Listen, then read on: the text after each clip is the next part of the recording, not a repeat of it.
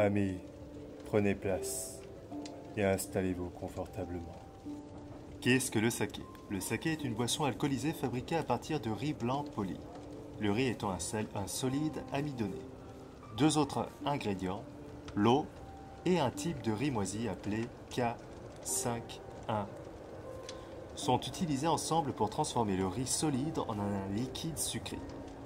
Le quatrième ingrédient, la levure, convertit ces sucres en alcool par un processus appelé fermentation, pour obtenir une boisson alcoolisée que nous pouvons boire. Avant de décrire les détails de la façon dont ces ingrédients sont utilisés pour fabriquer le saké, il est utile de comparer le saké avec d'autres boissons alcoolisées. De cette façon, il est possible de montrer pourquoi le saké appartient à une catégorie à part et ne peut donc pas être considéré à juste titre comme une sorte de bière spéciale, de vin ou de spiritueux. Comment le saké se diffère des spiritueux? Le saké est une boisson alcoolisée relativement forte, environ 15 à 17% d'alcool, mais son degré d'alcool est plus proche de celui du vin, qui est de 12 à 14%, plutôt qu'à celui des spiritueux tels que le whisky, la vodka ou le brandy, qui eux sont à environ 40% d'alcool par volume. La raison de cette différence est simple.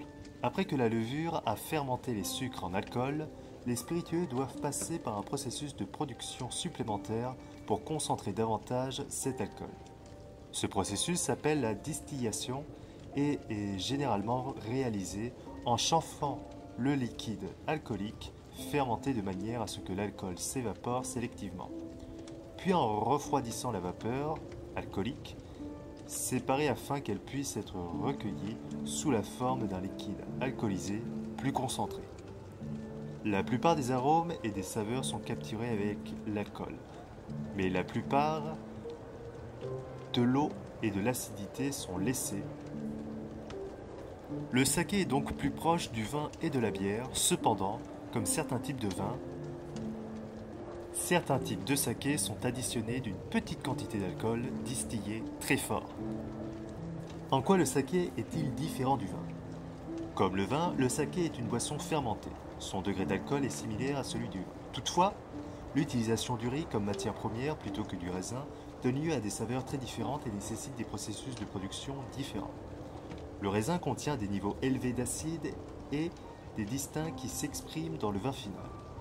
Les raisins noirs contiennent en outre des pigments colorés pour rendre le vin rouge et des tanins conservateurs qui donnent au vin rouge une texture sèche et asséchante en bouche, un peu comme le thé noir. La couleur et les tanins sont absents du riz poli blanc et dépourvu de couleur et de tanins, et son acidité et sa saveur sont très faibles. Le processus de production n'ajoute généralement que peu ou pas de ces éléments, de sorte qu'un saké typique est presque incolore. Il ne contient pas de tanins, n'est que délicatement acide et ses saveurs sont plus délicates que celles du vin. Comment le saké diffère de la bière? Tout comme le saké, la bière est fabriquée à partir de grains de céréales, mais elle en diffère à plusieurs égards. En comparant la bière et le saké, la conversion de l'amidon en sucre utilise des méthodes très différentes. Dans la production de la bière, les grains entiers non polis, généralement de l'orge, sont encouragés à commencer à germer, ce qui fait que les grains produisent des substances appelées enzymes, qui convertissent leur amidon, densément stocké en sucre, fermenticible. Ce processus s'appelle le maltage. Une fois que les enzymes sont libérées, les grains sont chauffés pour les sécher. Cela stoppe le processus de conversion et empêche les grains de se transformer en plantes céréalières, mais laisse les produits chimiques disponibles pour que le brasseur les utilise pour décomposer l'amidon en sucre fermenticible. Ces grains sont appelés maltes. Le saké est fabriqué à partir de riz poli. Il n'est pas possible de faire germer les grains de riz poli, car la partie qui se transformerait en plante est retirée pendant le processus de polissage. À la place, on encourage une moisissure, appelée moisissure koji, à se développer sur le riz cuit à la vapeur. Pour que la moisissure koji se nourrisse de l'amidon du riz, elle doit également convertir cet amidon en sucre fermenticible et elle libère ses propres enzymes pour ce faire. Le riz moisi qui en résulte est appelé koji. Dans la fabrication de la bière, la conversion de l'amidon en sucre se fait d'abord en mélangeant le malt avec de l'eau chaude. et la fermentation du sucre en alcool suit lorsque la conversion est terminée. Dans le saké, le koji est ajouté à la fermentation afin que ces deux processus se produisent en même temps. Le saké ne peut être fabriqué qu'à partir de riz, jamais à partir d'autres céréales. La bière est le plus souvent fabriquée à partir d'orge, mais de nombreuses céréales différentes comme le blé, le seigle, le maïs et même le riz peuvent être utilisés séparément ou ensemble. L'utilisation de grains de céréales entiers non polis dans la production de bière permet d'extraire de nombreux arômes dans le produit final. Le processus de séchage du maltage permet également de griller ou de carboniser les grains, ce qui ajoute des saveurs supplémentaires. En revanche, le saké utilise du riz poli qui est ensuite cuit à la vapeur, un procédé qui évite d'ajouter des arômes. Le koji a également très peu de goût, si ce n'est une délicate douceur. Outre les arômes de grains entiers, non polis et maltais, presque toutes les bières sont aromatisées avec du houblon, qui apporte amertume et arôme, et agit comme conservateur. Selon les lois et traditions locales, certaines bières peuvent être aromatisées avec d'autres ingrédients tels que des fruits et des épices. Les boissons aromatisées sont parfois fabriquées à partir de saké, mais une fois les arômes ajoutés, la boisson n'est plus légalement du saké. Ingrédients du saké. Le riz blanc cuit à la vapeur est la principale matière première du saké. Le riz est un solide avec un noyau d'amidon qui a besoin d'eau et de koji pour transformer l'amidon solide en un liquide fermenticible sucré. La levure est ensuite nécessaire pour fermenter les sucres en alcool afin de produire une boisson alcoolisée. Le polissage et le lavage. Avant d'être utilisé pour la production de saké, tout le riz doit être transformé. La première étape est le polissage, qui est effectué mécaniquement dans de grandes machines à polir le riz. L'objectif du polissage est d'éliminer les protéines, les lipides, les vitamines et les minéraux qui sont concentrés dans la partie extérieure du grain de riz, pour ne laisser que le noyau amylacé. Le saké fabriqué à partir de riz hautement poli. Le saké fabriqué à partir d'un riz hautement poli a tendance à avoir des vapeurs plus pures et plus fruitées, et est plus léger encore avec une acidité et un umami plus faible. Le saké fabriqué à partir du riz le plus hautement poli peut être utilisé pour produire l'un des styles de saké ginjo. Il y a aussi le saké fabriqué à partir d'un riz moins bien poli, voire grossièrement poli. Celui-ci a tendance à avoir des saveurs plus savoureuses et moins fruitées, avec plus de corps, plus d'acidité et plus d'umami. Il s'agit d'un style différent qui n'est pas nécessairement de qualité inférieure, bien que les prix aient tendance à être plus bas. Le trempage et cuisson à la vapeur. Une fois le polissage et le lavage terminés, le riz est trempé pour modifier la quantité et la répartition de l'eau dans le grain de riz. Pour les sakés les plus purs et plus délicats, cette opération doit être effectuée très précisément pendant quelques minutes seulement. Un chronomètre est utilisé pour parfaire le timing et le riz est trempé en petites quantités. Pour d'autres styles, il est moins nécessaire d'être précis et le trempage peut donc être effectué pendant quelques heures dans de grandes cuves. Après le trempage, le riz est cuit à la vapeur. Traditionnellement, cette opération se fait par l'eau d'environ 1 tonne et dure environ 1 heure. Les grands brasseurs de saké disposent de cuiseurs à vapeur de riz qui sont plus grands, plus rapides et qui peuvent fonctionner en continu. Le processus combiné de trempage et d'étuvage a 3 objectifs. Le premier objectif est d'augmenter le niveau d'humidité dans le grain. Le trempage avant la cuisson à la vapeur permet au riz d'absorber suffisamment d'eau pour être doux et humide à l'intérieur. La cuisson à la vapeur plutôt que l'ébullition permet au riz de rester ferme à l'extérieur. C'est la répartition idéale de l'humidité pour produire le meilleur koji et pour s'assurer que le riz se désagrège à la bonne vitesse pendant le ferment. Le deuxième objectif, modifier l'amidon. La chaleur modifie la structure de l'amidon afin que les enzymes du koji soient capables de le décomposer en sucre fermenticible. Sans chaleur, l'amidon reste sous une forme que les enzymes ne peuvent pas décomposer en sucre fermenticible. Le troisième objectif est la désinfectation du riz. La cuisson à la vapeur tue les microbes qui peuvent se trouver sur le riz et réduit le risque de contamination de la fermentation par des microbes indésirables. Une fois que le riz a été polié et lavé et trempé et cuit à la vapeur, celui-ci est prêt à être utilisé pour faire du saké ou à être transformé en koji. L'amorce de la fermentation. Avant de commencer la fermentation, il est nécessaire de mélanger tous les ingrédients. En mélangeant le riz cuit à la vapeur, le koji, la levure et l'eau, les enzymes du koji commencent à transformer l'amidon du riz en sucre. Mais il faut du temps pour qu'une population de levure saine se développe. C'est une étape risquée car d'autres microbes indésirables peuvent se développer en s'installant dans le liquide et commencer à consommer le sucre et altérer le goût du saké. Pour éviter toute contamination, le brasseur prend une petite portion des ingrédients et effectue une mini-fermentation, généralement dans une petite cuve séparée.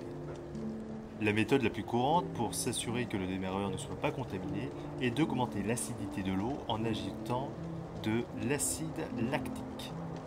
En effet, les levures de fermentation du saké sont sélectionnées pour être beaucoup plus tolérantes à cet acide que tous les autres microbes d'altération.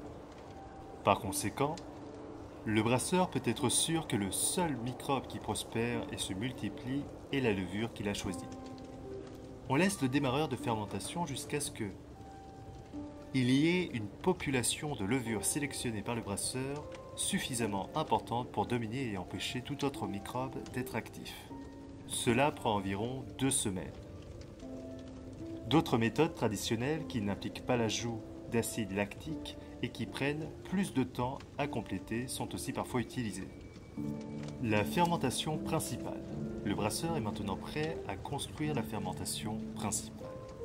Comme mentionné précédemment, si tous les ingrédients sont ajoutés en une seule fois, il y a un risque que les levures et l'acide qui les aident à se développer soient trop dilués pour protéger le lot en fermentation des autres microbes indésirables. Au lieu de cela, il construit la fermentation par étapes pour s'assurer qu'à chaque moment, qu'il y ait suffisamment de levure pour protéger la fermentation contre la contamination par d'autres microbes indésirables. Cette opération se déroule sur une période de 4 jours. Jour 1. Environ 1/6 du total du riz cuit à la vapeur, de l'eau et le koji sont mélangés ensemble, y compris la petite partie utilisée pour fabriquer le starter de fermentation. Jour 2. Rien n'est ajouté, les levures de l'amorce ont besoin de temps pour se multiplier et se répandre dans tout le mélange. Jour 3. Environ 2/6, soit 2 fois plus que le jour 1, du total des ingrédients sont ajoutés et les levures continuent à se multiplier pour occuper le liquide. Jour 4. Les 3/6 restants, ou la même quantité que le jour 1 et 3 combinés, du total des ingrédients est ajouté. Et la population de levure, maintenant vigoureuse, peut se multiplier pour remplir toute la cuve. Une fois que la fermentation principale a été construite, le brasseur a maintenant un liquide où 2 processus se déroulent en même temps. Les enzymes du koji décomposent l'amidon en sucre pour nourrir les levures et en même temps, les levures consomment le sucre et créent de l'alcool. Il est important que le brasseur s'assure que ces 2 processus se déroulent à la bonne vitesse. S'il y a trop d'enzymes koji, trop de sucre est créé et les levures ne sont pas capables de consommer tout le sucre. Et par conséquent, le saké obtenu sera trop sucré. S'il y en a trop peu, la levure manquera de sucre et mourra. Si le brasseur a bien géré les étapes précédentes, il y aura la bonne quantité d'enzymes, produisant le sucre et la bonne quantité de levure mangeant le sucre pour maintenir ces processus en équilibre. La fermentation principale dure environ 3 à 5 semaines en fonction de la température. Plus la température est froide, plus elle est longue. Une fois que la fermentation a atteint le niveau souhaité d'alcool et de douceur, le brasseur en TNS a le processus en refroidissant le liquide à une température si basse que les levures cessent complètement de fermenter. Le taux d'alcool varie généralement entre 17 et 20% d'alcool, bien qu'il puisse être inférieur. Presque tous les sakés contiennent du sucre non fermenté. Température de fermentation. Dans l'ensemble, les fermentations du saké sont relativement fraîches, de 6 à 18 degrés. En faisant fonctionner la fermentation à l'extrémité supérieure ou inférieure de cette plage, le brasseur peut affecter de manière significative le style final du saké. Température de fermentation plus élevée. Dans ces conditions, les levures travaillent plus rapidement.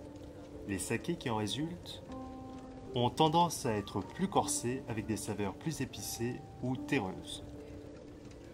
Température de fermentation plus froide. Dans ces conditions, les levures travaillent plus lentement. Les sakés qui en résultent ont un corps plus léger, avec des saveurs plus florales, fruitées. Les fermentations extrêmement froides, lentes et longues, sont utilisées pour le style de saké qui sont préférés aux autres, qui sont le style de saké appelé Ginjo. Dans des conditions très froides, avec très peu de nourriture à consommer, les levures sont soumises à un grand stress. En réponse à cela, elles produisent des substances chimiques qui ont des arômes distincts, notamment pommes vertes et bananes fraîches. Alcool, jozo et filtration. Lorsque la fermentation est arrêtée, le brasseur a ce qui ressemble à une bouteille alcoolisée en raison des solides de riz qui restent. Le liquide retient également une importante population de levures, qui sont inactives car elles ont été refroidies à une température suffisamment basse. Pour obtenir un saké clair et stable, le brasseur doit les retirer du liquide en le faisant passer à travers une grille qui retient les parties solides. Ce processus est appelé filtration. Juste avant la filtration, certains brasseurs ajoutent une petite quantité d'alcool distillé appelé alcool jozo. Cette opération est effectuée parce que les arômes du saké se dissolvent davantage dans l'alcool que dans l'eau.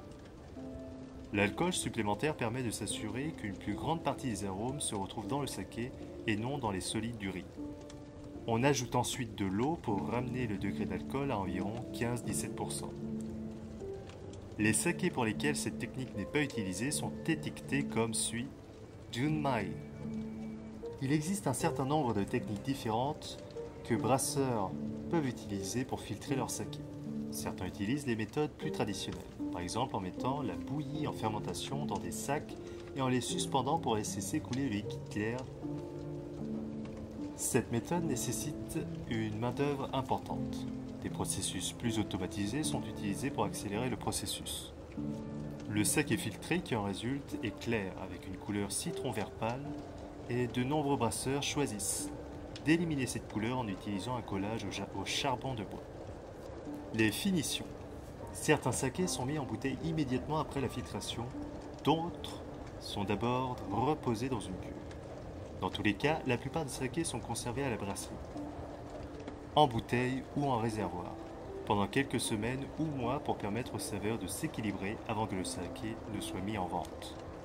Maintenant passons au terme d'étiquetage du saké. Les catégories de saké, qui se divisent en deux catégories, le saké de base et le saké premium. Le saké de base, futsushi, les 2 tiers restants du saké japonais sont des futsushi. Il est moins réglementé que le saké premium et les producteurs sont autorisés à utiliser certains autres ingrédients comme les acides aminés pour l'umami, les sucres et les acides.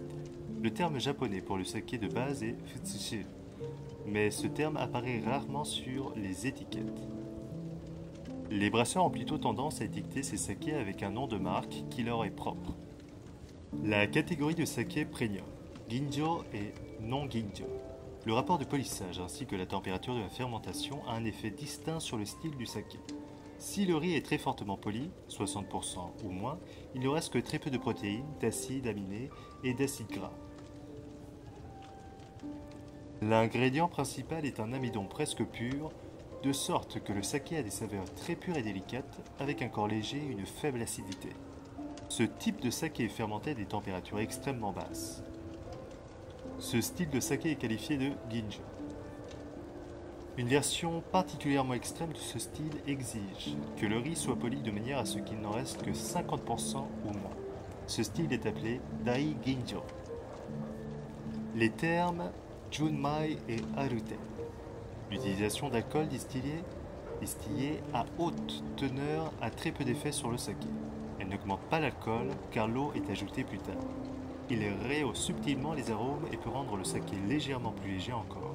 Pour le futsushi, son utilisation augmente le volume et permet de réduire le coût. L'alcool distillé, Jozo Arokoru, est utilisé pour la plupart des sakés.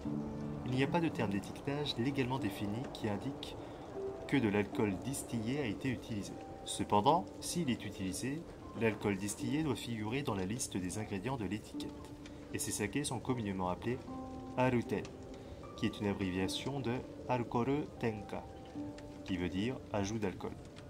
Au lieu de cela, le terme Junmai a été créé pour identifier les sakés où l'alcool distillé à une haute teneur n'a pas été ajouté.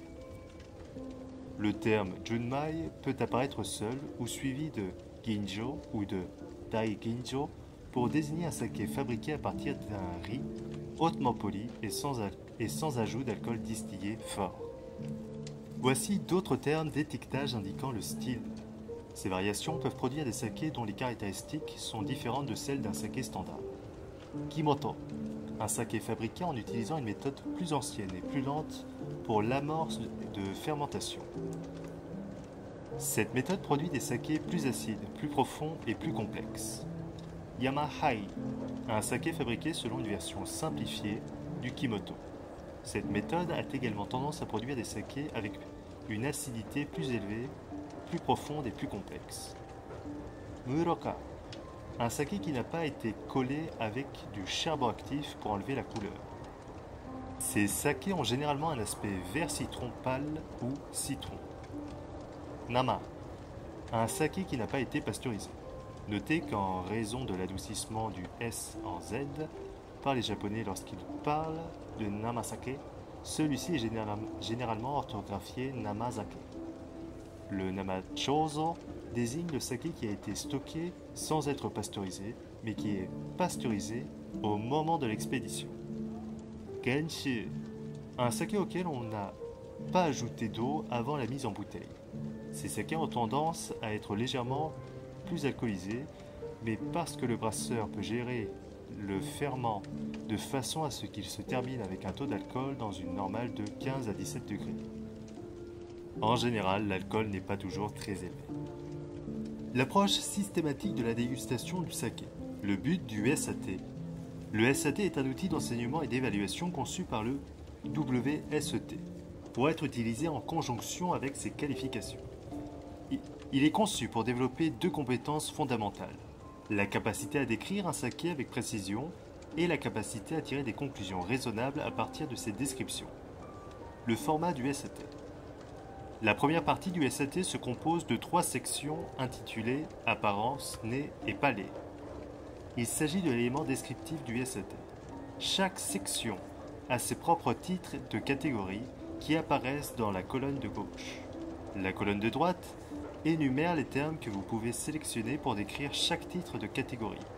Par exemple, pour décrire l'apparence d'un saké, vous pouvez sélectionner clair. Pour la rubrique, clarté, pâle pour intensité et citron pour la couleur. La deuxième partie du SAT consiste en une section intitulée Conclusion. Il s'agit de la partie évaluative du SAT. Elle contient 2 rubriques, niveau de qualité et identité. Utilisation du SAT. Le SAT est destiné à être utilisé dans de nombreux contextes, y compris les dégustations professionnelles et les dossiers personnels. Il n'est pas toujours approprié d'utiliser l'ensemble du SAT. Par exemple, lorsque vous dégustez un grand nombre de saké Ginjo, afin de sélectionner ceux qui vous semblent les meilleurs pour un restaurant ou pour une médaille ou de concours. Vous pouvez vous contenter de mentionner les éléments qui diffèrent et éviter de mentionner la couleur, sauf si elle diffère de clair, blanc ou incolore. Il est utile de s'entraîner à utiliser l'ensemble de l'ASF pour développer une discipline permettant de considérer systématiquement tous les aspects d'un saké, même si vous décidez de n'en noter que quelques-uns. Le palais. Les composants tels que le sucre, les acides et l'alcool sont importants car ils contribuent à l'équilibre et au style du saké. Et sont les facteurs les plus importants pour associer le saké à la nourriture.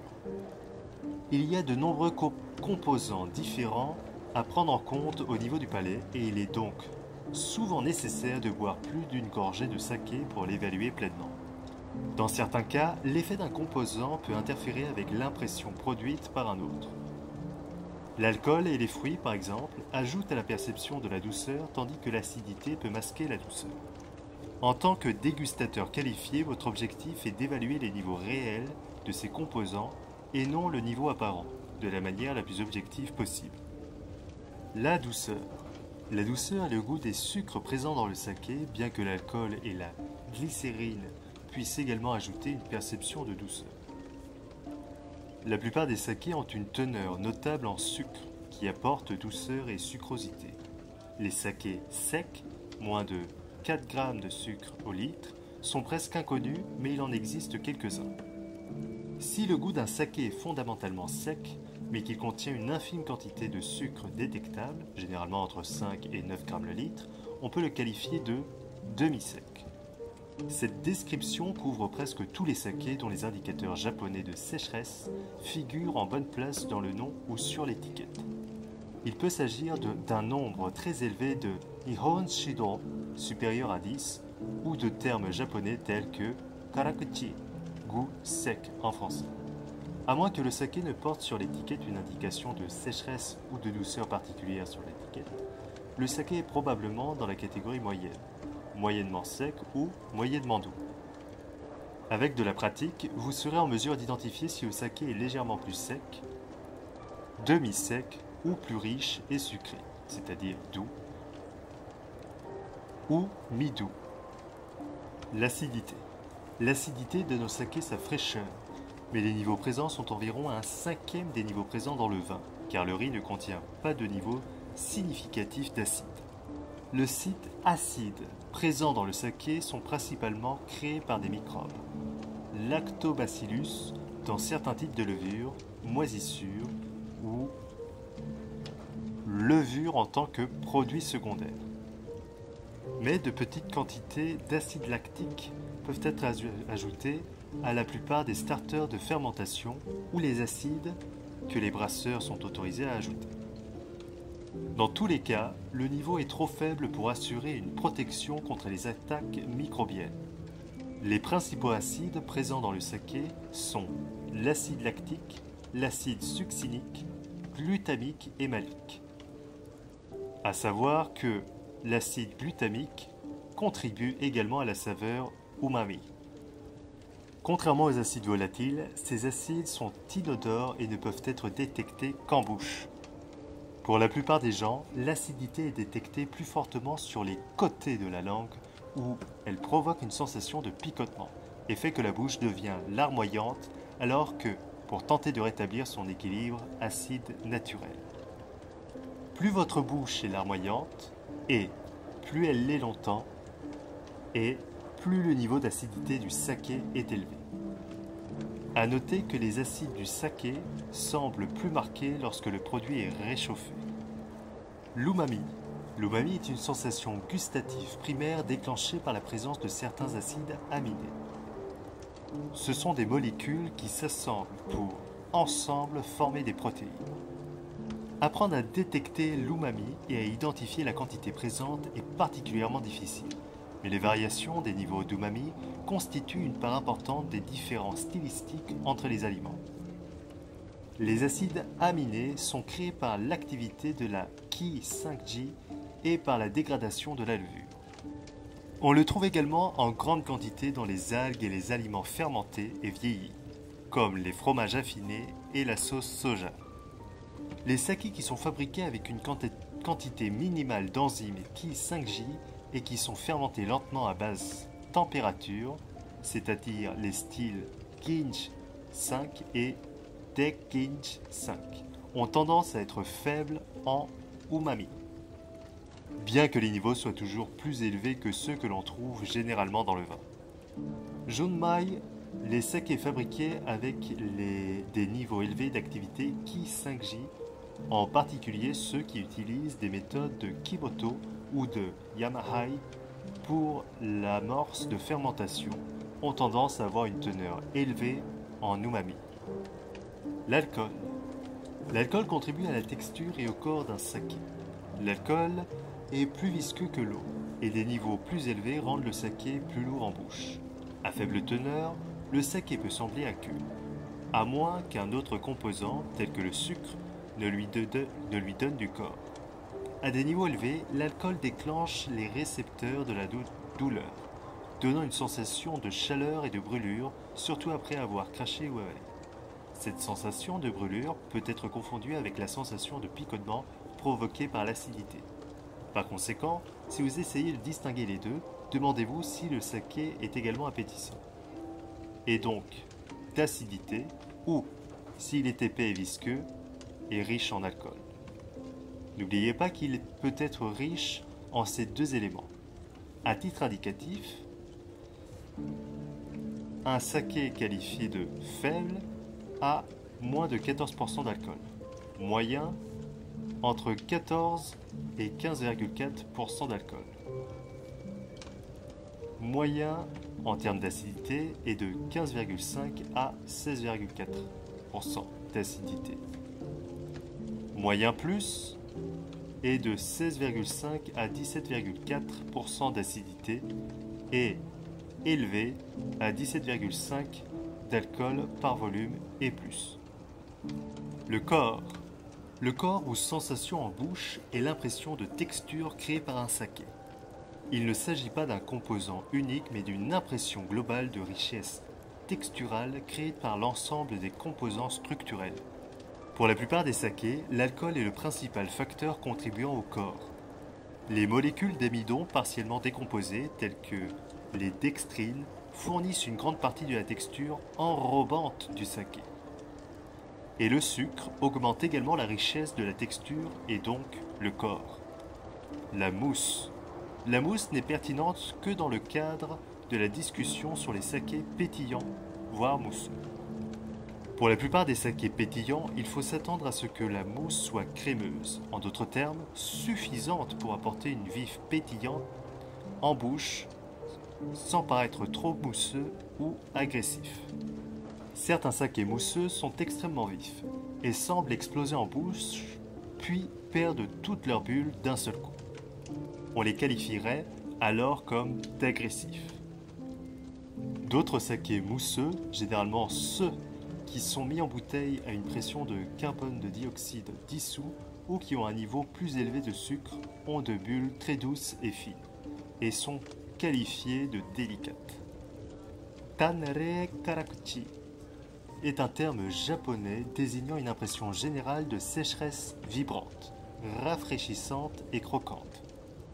Les sakés de Niigata sont particulièrement réputés pour être fabriqués dans ce style. Tanare indique la légèreté, la propreté et la sophistication, et karakuchi signifie sécheresse.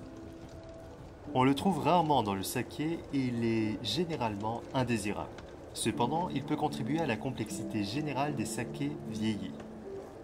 Shibumi est un terme japonais désignant l'astringence, c'est-à-dire la texture et sécheresse.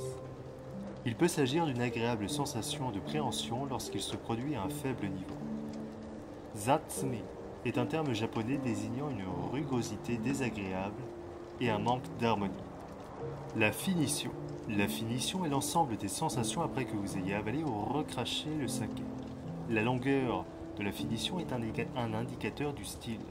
Ce qui se passe en finition est un indicateur de qualité, mais le style du saké doit être pris en compte. Lorsque vous évaluez la longueur de la finition, il ne faut tenir compte que de la persistance des sensations recherchées. La durée de ces sensations varie d'un dégustateur à l'autre. Si les saveurs agréables disparaissent en quelques secondes, la finition est courte. Cela inclut les sakés de haute qualité avec une kire. Pour les sakés très intenses et complexes, les saveurs peuvent durer 1 minute ou plus et la finition est qualifiée de longue. Kire est un terme japonais qui désigne un type particulier de propreté, de finition propre, nette et nettoyante. Le saké avec kire semble disparaître entièrement de la bouche, un peu comme la vodka. Lorsqu'il est associé à de la nourriture, l'effet purifiant agit plutôt comme un sorbet, éliminant les saveurs et donne à la bouche une sensation de propreté. Cependant, un kire demande beaucoup d'habileté. La conservation du saké.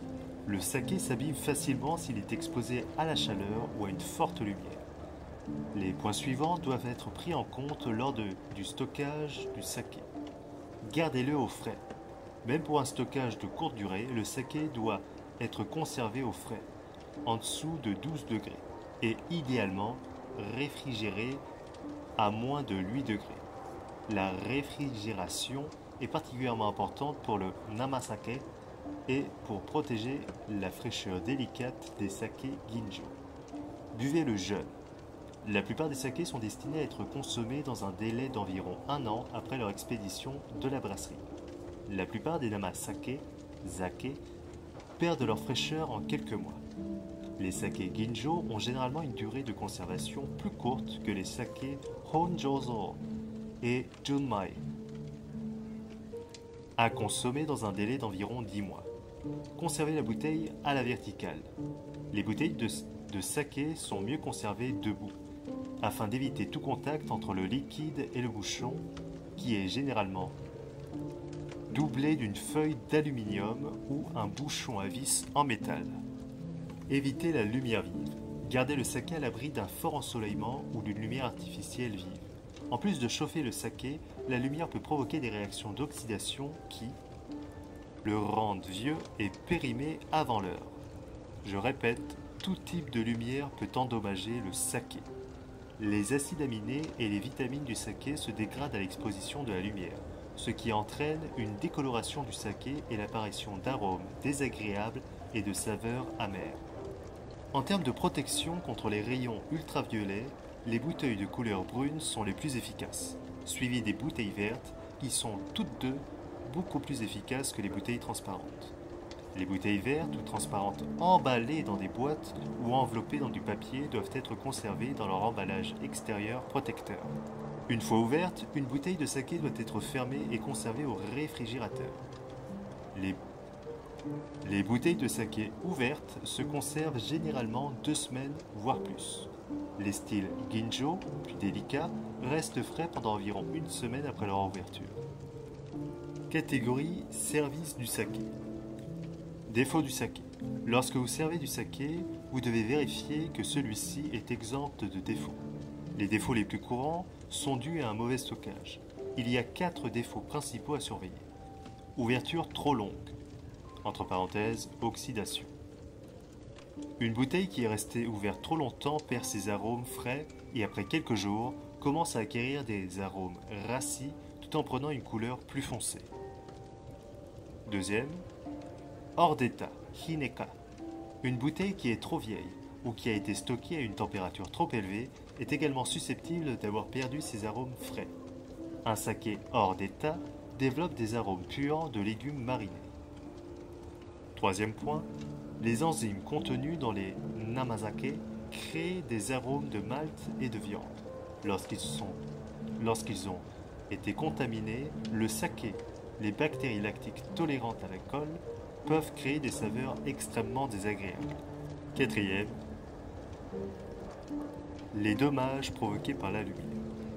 Le saké qui n'a pas été protégé de la lumière peut développer des arômes nauséabonds, comme le goût de cheveux brûlés en quelques jours d'exposition à la lumière du jour ou à la lumière artificielle. Servir le saké. Le saké peut être servi à même la bouteille, mais il est aussi courant de le transvaser dans une petite carafe à saké appelée tokkun. La plupart des bouteilles de saké sont fermées par un bouchon ou un bouchon à vis. Les deux sont faciles à enlever. Si vous souhaitez servir le saké d'une manière authentiquement japonaise, vous pouvez tenir compte des points suivants. L'étiquette du versement. Au Japon, l'étiquette du versement est assez spécifique. Essayez de verser le saké avec les 2 mains en tenant le goulot autant que possible. Utilisez les 2 mains montrent le plus grand respect et la plus grande attention pour l'autre personne. Second point. Verser pour les autres. La raison principale pour laquelle les tasses à saké sont si petites est qu'en versant les tasses à saké des autres, les gens prennent soin les uns des autres lorsqu'ils le partagent. Je répète, lorsqu'ils partagent le saké. Verser le verre de l'autre a une signification très importante dans la culture japonaise. Cependant, laissez les clients ou les invités servir le saké eux-mêmes s'ils insistent. La température de service des sakés. Conséquence de la croissance soudaine de la popularité des sakés Ginjo à la fin des années 80-90, certaines personnes continuent de considérer encore que le saké chaud est un mauvais saké et que le seul bon saké est un saké Ginjo aromatique refroidi. Mais cela fait partie de la culture unique et attrayante du saké qu'il peut être servi avec plaisir à une plus grande variété de températures que n'importe quelle autre boisson. Le saké chaud se marie bien avec des plats aux saveurs intenses et à la texture lourde, comme le hot pot japonais ou les aliments grillés. Le saké peut être servi à une large gamme de températures, bien que tous les styles de saké ne conviennent pas pour être servis chaud. Le fait de réchauffer les sakés les rend plus intenses, plus corsés et plus acides. Cela peut aider à accompagner les plats. Cependant, les sakés de style Ginjo perdent leur saveur et leur arôme lorsqu'ils sont chauffés. Le mieux pour eux est d'être servis frais. En général, les sakés qui bénéficient le plus d'être servis chauds sont les suivants. En premier lieu, des sakés avec des niveaux élevés de douceur, d'acidité, d'umami et des niveaux relativement élevés d'amertume. Les sakés dont l'acidité est principalement constituée d'acide lactique et succinique. Ils ont tendance à être plus élevés dans les sakés fabriqués selon les méthodes Yamahai ou Kimoto. Ou encore les sakés qui ont été mûris, y compris de nombreux koshi. Maintenant, les sakés qui ne bénéficient pas du chauffage et qui sont généralement mieux servis frais. Les sakés Ginjo, qui perdent généralement leur arôme et leur saveur délicate lorsqu'ils sont chauffés. Les namasake, qui perdent également leur délicate bulle de dioxyde de carbone dissous. Et ensemble, donc, moins frais, les sakés mousseux, qui perdent leur bulle et doivent être servis bien frais à moins de 10 degrés. Il existe des termes japonais poétiques pour désigner les nombreuses températures de service utilisées pour le saké, allant de semi-congelé à plus de 55 degrés. La plupart de ces termes sont rarement utilisés, mais il est utile de connaître les deux termes suivants pour spécifier le service du saké chaud. Le premier terme, nurukan, à 40 degrés. Il s'agit d'une température chaude confortable, non brûlante, légèrement supérieure à la température du corps. Elle se traduit par la chaleur d'un bain de source chaude relaxant. Atsukan, 50 degrés. Cette température est très chaude et presque légèrement brûlante. Il se traduit par assez chaud pour réchauffer le corps et l'âme. Bien, j'espère que vous avez apprécié notre échange de ce jour. Je vous donne le au revoir en espérant échanger avec vous de nouveau.